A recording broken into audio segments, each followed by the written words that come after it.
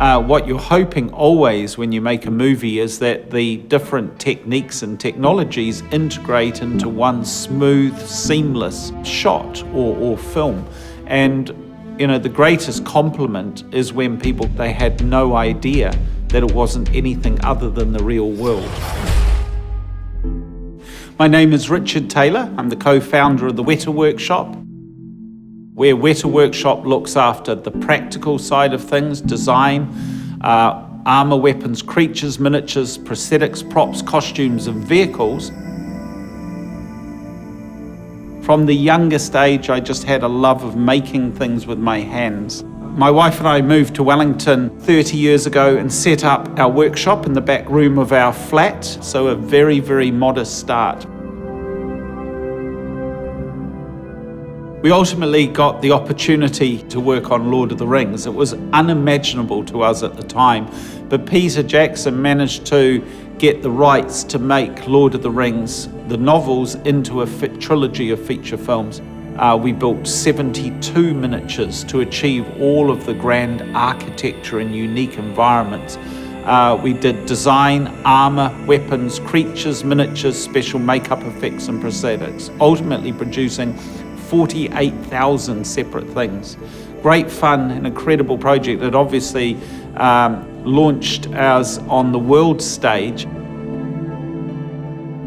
So whenever we start on a film, there's a great deal of discussion that determines whether we're using a traditional technique or a modern digital technique. I personally believe that the best films are ones that utilize all of the different techniques so that the audience is offered a film that's textural and real, visceral, organic through the physical construction, and then fantastical, visionary, huge in scope by using the digital technology.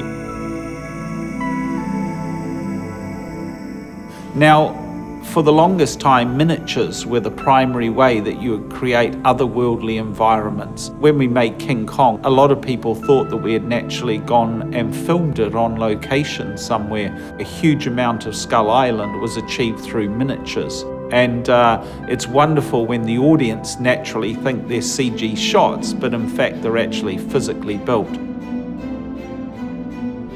In the case of the Warcraft film, all the armor and weapons that we built for the physical actors was all done by hand, all manufactured in the workshop and then shipped up to the location.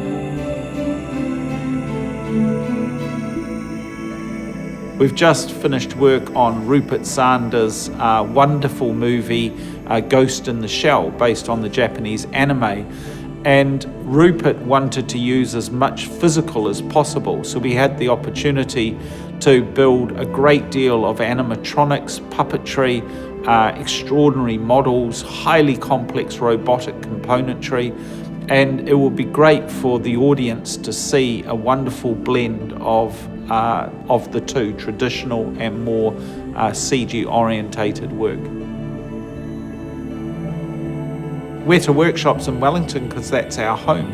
That's where we live, that's where we grew up. It's paradise. We wouldn't want to work anywhere else. Well, we have a permanent staff of 150 people. We sometimes have enough work offered to us that we could hire 1,000 people, but I don't ever want to grow that big. I don't ever want to not know the people that work for us, their families, their names, and doing that in a family-like environment of like-minded people that are all there to help these young people achieve makes for a really great environment.